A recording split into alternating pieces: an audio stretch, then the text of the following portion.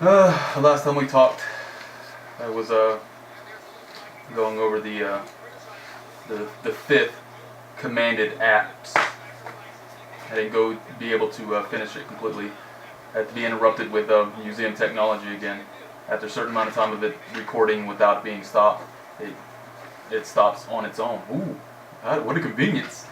Technology is always making our lives better, isn't it? Okay, let me go over it again. Taxidermy vanity. It's material exhibitionism. Bobbing for biscuits. You know, the type of biscuits we're talking about, not good old-fashioned granny's biscuits, but those biscuits, the other ones, you know, the ones that you shouldn't say to people, but you can say to dogs. Alright, stooping for status symbol pats on the head. Right? You want adulation, you want approval, you want everybody to be convinced that you're the greatest thing ever happened on God's green earth.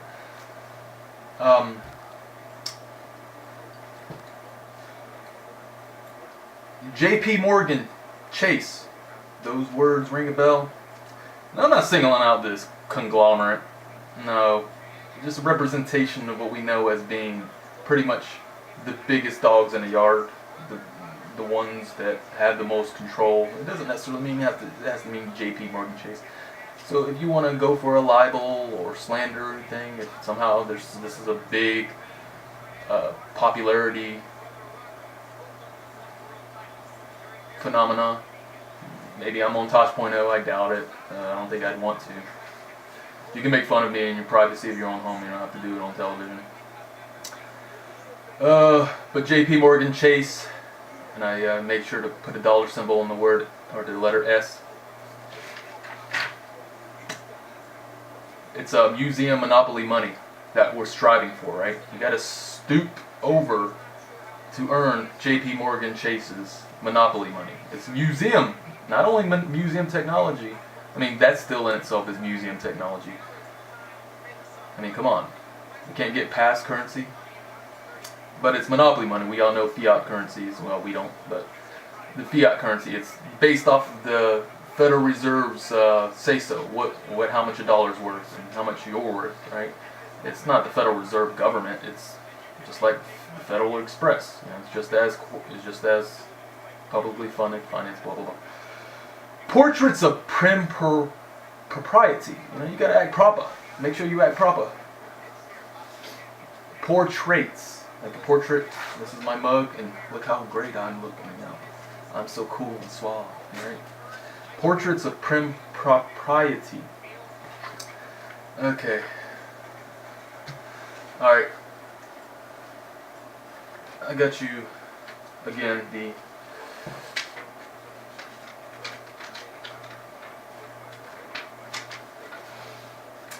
five more. You may not see it from this distance, but 5 more commanded apps.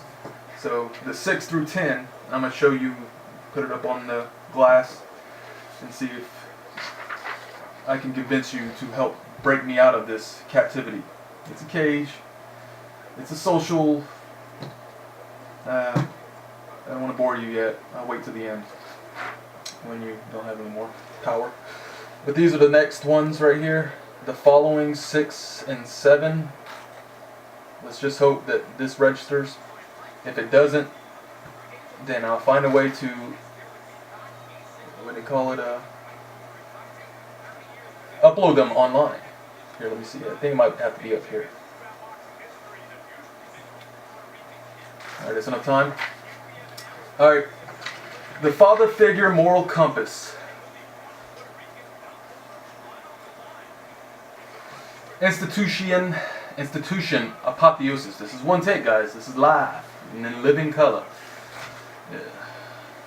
Bright lights are pretty hot, and a straitjacket is already insulating as freak. I'm gonna take off this status symbol. Institution apotheosis. Apotheosis is just pretty much taking an institution and saying, "Great, that's great. You know, we'll get behind that cause, like feminism, like pink costume awareness month. Don't get out there and shave your heads. to show support for those who are going through stages of torture and excruciation pain. You know, like the males, they'll shave their heads off for leukemic children. But the women, their breast binding suit is already suffocating their femininity just so they can prove they're not all about, I don't want to get into the whole feminism ordeal. But for take a girl who works at Hooters and she shaves her head. You can tell it's not no prosthetic that she's got on her head. It's not Halloween. It coincides with the same month. But if she shaves her head off, maybe she'll be, I guess, more effective of showing her apathy, or not apathy, but sympathy for those who are suffering. It could grow back. Maybe she'll look like Miley Cyrus. Miley Cyrus, right? Miley Cyrus. Ooh. Oh, achy breaky heart. Anyways, apotheosis, look it up. Idolatry, puppetry, and lending tree. Not gallantry. Look up the word gallantry. Let me say it again. Idolatry, idolizing. Puppetry. And lending tree, not gallantry. Make sure you are a flocking follower of the father figure. And paddle any clientele. Paddle them if they don't behave unbecoming or becoming unprofessional and how one should act in society. Socialization. Antisocial reticence.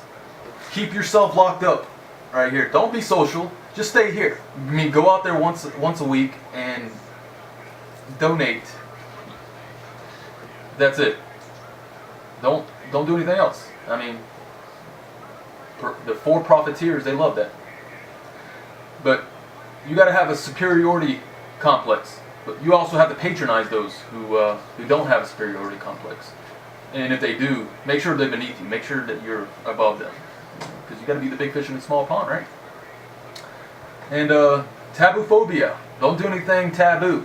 Because when you do, you're going to feel the wrath. You better be afraid. Be very afraid. Clanning. Taboo phobia clanning. Let's all gather amongst each other in this congregation and go out there and persecute others. Let's not do it in a bad way. Let's just snub them and keep them out of our social circles. So it's taboo phobia clanning. And you don't be naughty. Don't be naughty. Don't you be naughty. Don't you be naughty. You want the paddle? You want the belt? I don't have a belt. I'd pull it out. It's not the honor roll chaperones. We all know what the honor roll is, right? Oh, my son has made the honor roll. Well, I know he knows. He is very popular and very cool and very whatever. But he's a chaperone too. If you're not, he's going to make you know it. I'm going to let you know how to behave. I'm a chaperone, and I'm here, and I've been commissioned to make sure you behave accordingly, God. All right, number 7. Plutocracy preserving law. I don't know if you're able to see the word that I coined, but anti-sympathism. I understand it's not a word. Apathy is the word. I get it. But anti-sympathism about sums it up. That those who don't sympathize with me, they're anti-sympathites. I know. Segregation. We thought segregation was outlawed during the Jim Crow laws, blah, blah, blah. Alabama, the last one right now. Segregation is socioeconomic segregation. Make sure you stay within your confines. Make sure you stay in your league. Don't you jump out of your boundary. Don't you get out of line. No. Tight-fisting, stingy. Tight-fisting, look up the word, like frugal, cheap. But make sure you are stingy with your property. Don't you let anybody else. This law is making sure that we fulfill 1 through 6 and then still 8 through 9. And that's what this law is. Make sure that this behavior, this social behavior, doesn't interfere with the behavior of the plutocrats, the aristocrats, the 1%, 30%, the higher class, the upper class, all these superlatives. Okay, for-profit cultural hegemony. For-profit cultural hegemony. Look up hegemony. It's a tongue twister. But that's what the empire exceptionalism is. Get out there and spread it. Spread, spread, spread. And if you defect, you've got your children that's just waiting and looming and going to work for less and work harder than you. They've got to make sure they preserve your family good name. Alright, political popularity contest. Political popularity contest. Stool pigeon hall monitor tattletelling to bodyguards. What's a bodyguard? Bodyguard is to preserve the for-profit person who makes sure that you don't get out there and steal their property. Everything is all about life. Give and take. There's property and there's those who don't have property. Those who have property are going to make sure their damnedest that you don't encroach on their property and to jeopardize what they have owned and what they'll forever own. And any law that's out there is to preserve property, to make sure property stays out of the hand of theft. Alright? The stool pigeons, we all know who those are, the informants. I'm going to tell. They're hall monitors, slow down. We can pretty much look at how this relates to the boys in blue, the girls in blue too, right? Do they call them? I don't know. Hall monitor tattletelling to bodyguards. Don't be an oppression offender. I'm probably an oppression offender right now, just saying stuff I am. I'm not going to say that I'm an oppression offender. I'll just stick with right. And don't be a convictions convict. You have your convictions, which is your father figure moral compass, but if it's out of line and it's not aligned with everybody else's, those who are in power, then you are going to be a convictions convict. They want you to be their convict. They want your convictions to be the same carbon copy of their convictions. Because, come on, it's easy to keep that power. It's easy to keep that in control. Number 8, displacement crossbreeding. Crossbreeding relates to the dog video. It's already past its 2 million mark, and they're probably ecstatic. They're auditioning for another movie, or they're auditioning for those who are power, just like the Zeitgeist. Let's say someone like Peter Joseph, he's probably out there promoting another culture in decline video because those who are the big wigs and those who have the high finance capabilities are going to say, this guy is generating some viewership. He's out there getting people watching his movies, right? And the BuzzFeed videos is no exception, right? I don't know. I'm just, in my opinion, I don't know. This is only so much information I have, and I'm just going with it right now. Only time. Time is ticking. Psychophantized recruits. First of all, displacement crossbreeding. We know what displacement is. And I'll use the word child abuse. You're mad at your boss, you're going to take it out on those who can't defend themselves. And it's a thrill. It's, oh, yeah. Displacement crossbreeding. Make sure you crossbreed. Crossbreed because businesses in power need more and more customers. They need more and more followers. They need more and more and more and more. That's our pyramid scheme. We need to continue to get out there and get more patsies, right? Psychophantized recruits. Make sure you butter up to your boss. Make sure you get out there and behave accordingly, like your mommy and daddy and the rest of your family and friend network. We're all doing it. Come on. Why don't you do it too? Insecurity indoctrination. Insecurity indoctrination. If I have a void and there's something plaguing me and I watch television and they said I'm ugly, I'm going to have an insecurity and I'm going to have to go out and buy something that makes myself feel better. And everybody else is going to want to see how much I prevailed. I've overcome my plague. Tongue speak tutoring. A tutor. We all know what a tutor is. Well, that's what your guardians are going to be. They're going to tutor you in case you messed up at school. We're going to teach you how to be proper. Tutoring. Tongue speak. What is tongue speak? Well, you have to speak. Speak! Good boy. Speak the way your for-profit keeper wants you to speak. I do it. We have to do it. There's no other way. What happens if we don't? Lapdog readiness. We don't know what lapdogs are. You've got to get them ready to become a lapdog. Torrid obedience. Torrid. Think about it. Look it up. Fourth class imagination impairment. The fourth class is the children. They have no rights. They're always being told what to do. They have no freedom. and until they're 18, well, it's understood they have the rest of their life to finally be an individual and to be a successful entrepreneur. No entrepreneur, just another employee. Like I said, fourth class imagination impairment. They have imagination. They want to see things. They want a better life than what their guardians and what their childhood neighbor guardians have. But no. My kid ain't gonna beat no god. Whatever. No, they're going to be just like their guardians. Okay, how to earn your capitalism keepers keep. I don't know if I put number 8 up there. Number 8, number 10. Let's see if you can munch that up. See, it's no good against the glass. It's no good. It's a great camera. Great. Maybe this is better.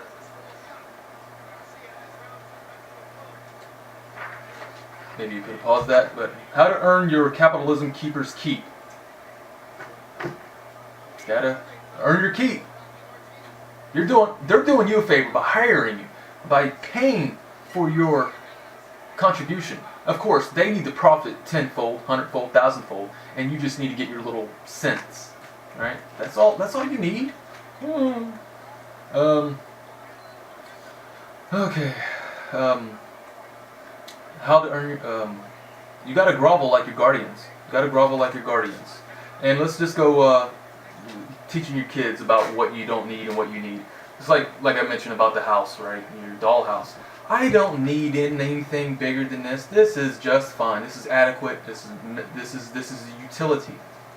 Go tell that to your boss that he or she does not need what you need.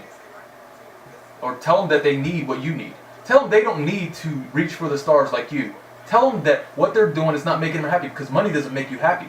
Money just weighs you down, right? Go and tell them that. Get on your soapbox and tell everybody how you don't need money to survive. Or maybe you should just do that within those who you're not afraid of, or you don't fear judgment from. I mean, like I said, big fish, small pond. But go to your boss and tell him that he doesn't need all this wealth. He doesn't need all this freedom. All right, he can be happy with just this. See how well that pulls over. And say, I've only earned this amount of money, because that's all I really need. How much do I really need? Money doesn't buy happiness. Well, it's just like, we all know that you can't raise a child until you've had a child of your own. You don't know what it's like to raise children. But see, when they use the same analogy when it comes to, I don't really need very much. I don't need to be rich, because those rich people don't need that money. It just makes them unhappy. How would you know if you've never become rich yourself? If you've never been to that level, that plateau, how will you really know? Can you really justify why you say that? I mean, is that another double standard? It's okay, it's socially acceptable double standard? Okay. Entertainment. I have a thesaurus that I got whenever I was in the enlisted military. And yes, today is Marine Corps birthday. If anybody's not wishing me a happy birthday, maybe it's time. Maybe you will eventually, but you can say happy birthday to me anytime you want. I mean, you don't have to, but Veterans Day is also tomorrow. So this is Veterans Day Eve, so I felt compelled to do all this production. Why not? It's my 10th anniversary of my enlisted discharge. And but whenever I got my thesaurus, this was before 9/11, but it was also 9/11, right? The first month of September 2001 when I got the thesaurus, because it's all about trying to impress others with my thesaurus talk. And whenever I got it, I kept it for all these years, for these 10 plus years. And it's when you look up the word entertainment, one of the synonyms is distraction. And today, being Veterans Day Eve and Marine Corps birthday, the word entertainment actually in Wiktionary.org, it lists the same thing as a synonym for entertainment. It's a distraction. So that was pretty cool, I guess. It's not cool that when you're entertained that you're also allowing those who are in power to stay in power, because you're distraction. You're distracted. You're entertained. But the word marginalization is probably even more powerful to use because it's a way for them to make sure that if you don't stay distracted, we'll keep you distracted. Marginalization, you stay over here, we'll be over here controlling you, and you won't even do anything about it. You'll love it. Barking up the wrong tree, wild turkey. You know the term wild turkey or wild goose chase? Wild turkey goose chase. Chase, Manhattan. Defense mechanism, turbulence, tranquilizers. A defense mechanism, we may think of denial, we may think of projection, but when it comes to defense mechanism, as soon as we start feeling rocky and anxiety, oh God, oh God, oh God, we need a tranquilizer. Let me turn on my boxing. Let me go turn on the gossip channel, E! News Network, and now I feel so happy. Tranquilized. Oh God, I had a bad day at work. I don't want to confront my anxiety. I don't want to deal with my anxiety and make sure I'm happier and solve the real problem, realistic problem, not the distorted reality we live in, but the real problems that persist. And what's the real problems? It's pretty much rich versus poor. But when you start feeling down and out, you need your tranquilizer shot. You need your medication, you need whatever. And why do doctors prescribe everything that makes you calm down? Because when you do that, you're not as anxious. All right, and medically, it's best that you don't stress yourself out, whatever. Well, control the real problem, cure it. Don't provide awareness and mammograms. Actually, it's supposed to be for the cure. Actually, cure it.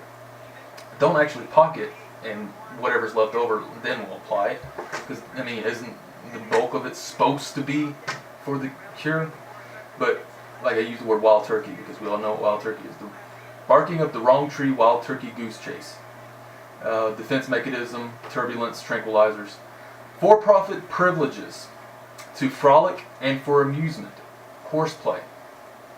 Let me say that again. For-profit privileges to frolic and for amusement, horseplay. The for-profit privileges, we all hear the term driving is a privilege, working is a privilege. What else is a privilege? Everything? What isn't a privilege? I could take a dump. Is that a privilege? Turn on the lights. Is that a privilege? What isn't a privilege? Everything you do, can it not be a privilege? No, it's just I've been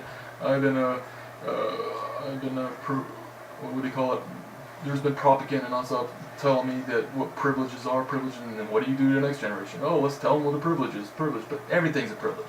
If you can't make others who are in power, who have the profit, who have the money, who have the power, who have the control, if they don't profit, it's just like speaking of cancer. If you don't have money to give to somebody else, they're not going to help you. They're going to need you to help them more than they can help you. And if you can't, then they can't do nothing about that. Wow. Well, there's nothing I can do for you. Is that what it is? For-profit is the best. Capitalism is the best. For-profit is the way to go. If I'm suffering and I need somebody's help, and I'd help you out, but I can't because you just don't have the money. What does that say? Where's the pro bono therapists? Where's the pro bono financial advisors? Where's the pro bono architects? They don't exist. But there's still pro bono lawyers and doctors. If they don't get any public relations out of it, I don't want to get in that, I don't think. But you got privileges to frolic, play, horseplay, right? But for amusement. Who's amusement? Primetime cartoons. What'd you do when you got back home from your public for-profit education institution? You jumped right on that television, right? Mommy and Daddy didn't mind because you were babysat. You were out of their hair. They could focus on what they wanted to do, But primetime cartoons, we watch 2.5 Men, we watch Fox News, and we watch whatever shows. Really it's just to entertain you. We replace cartoons with reality television. And ankle monitors, cell phone pacifiers. This is an ankle monitor. This is. It's a pacifier. You can get on there and aren't you entertained? What? He said what? I know he did. Isn't that? It's attached to your hip. You can't use it. You can't lose it. If you lose it, you can't use it. If you can't use it, you lose your mind. Make-believe media, right? And what do they do? What do they make believe about? Like I said, It's hallucinations. They promote that there's something wrong with you. Let's say Saved by the Bell an example. Oh, look at popularity of Zach. Don't you want to be popular? Look how cool he is. Look how everybody adores him. You're not popular. All you gotta do is dress like him. All you gotta do is make his hair like yours. Make your hair like his. All you gotta do is say this, be this, do this, whatever. I mean, you start identifying with this person. You start saying, I want to be this person. I don't have to get into details about that. But we all know the power of commercials and television programming. It pretty much shapes your behavior and what you want to be. I mean, is it going to be any different? Is it going to be a movie about something that we can't relate to, that's not humanoid? I mean, a cartoon is, it's a little kid in school, like Finding Nemo. He's attached to his daddy's hip and he's swimming and his daddy dies. Oh, can you relate to that? Oh, look how you would feel. Oh, if you were in the high school and everybody humiliated and laughed at you, pointed a finger and that would be terrible. I'm gonna make sure I'm gonna go to school and do nothing that humiliates me. I'm gonna make sure everybody loves me, and I'm gonna make sure that I'm going to be prevented from having the same humiliation that I just saw X, Y, and Z characters on television and movies. But there's a void. You've got to fill the void. There's a problem. Here's a solution. What's the solution? For-profit solutions. Yay! All right, number 10 before this son of a bitch cuts off again. Denial. Maybe you'll be able to read this. I don't know. Let's hope for the best. Maybe you can pause. Denial, denial, denial. Anytime you confront somebody on something, you don't want to possibly feel shame, embarrassment, humiliation, and drama, right? You want to duck your head in the sand like everybody else and be complacent. Denial. I use the word science because anybody who comes and tries to prove something to you and say, no, this isn't really the case, you want to shoot it down quickly, because the Kool-Aid that you've been sipping all your life, that's who you become. You can't stop being that. What happens if you change? Oh, change. What? Oh, change. Yes, we can. No, I can't. I can't change, because what happens if I'm no longer dressing the way I did in school, in college, and all these places? What happens if I stop doing that? Everybody would think I'm a fake. Everybody think that I was misrepresenting myself and I'm a poser. No, the real posers are, looking like everybody else, trying to look like everybody else. That's posing. I mean, your haircut. You have the same haircut for 10 years. Why? Because if I cut my hair, then, or if I let my hair grow out, then I'm a pussy, and I'm a fag, and everybody will start making fun of me. I'm a man. I can't not be a man. I've been a man all my life. All those hippies out there with long hair, they must not have no professional occupation like I do. They must not be patted on the head by their employer like I am. I'm tough. I got testicles. I can't have more than 3 children because I can't afford them. But I've got to prove that I'm a man, because I don't get out there and have too much sex, because that's not righteous. If I don't have too much sex, then I can't prove any other way I'm a man than looking like a man. I've got to overcompensate. I mean, I have a propensity to have compassion towards the female and envy, have pussy envy, because they can carry a child. I can't carry a child. I can only go ejaculate inside them, and I've got to overcompensate, because I really need to mask how my true feelings are, and I want to be the X part of the XY chromosome. No, I've got to double Y that son of a bitch. I've got to prove how tough I'm, alpha male. I mean, think about, I've already mentioned enlisted military. Back 100, 200 years ago, you could have a beard, mustache, and speaking of, this is mustache or beard month, and I'm cleanly shaven. In October, I made sure I had it all grown out. But look at those who are in power. They're not going to grow out the beards. And if they can, they're not worried about social ridicule. But our social leader, Obama, he ain't going to grow his gruff out, or his scruff. But in the military, you could have that stuff. Now you can't, because that's not a representation of what a man's supposed to look like. Oh, so you saying those Civil War generals wasn't a real man like you are, like Daddy was, with that crew cut? Come on. It's just hair. Shave it off. Liberate yourself. I grew mine out. I had long locks. I could probably post up picture after picture. This is high school or pre-college. Here's my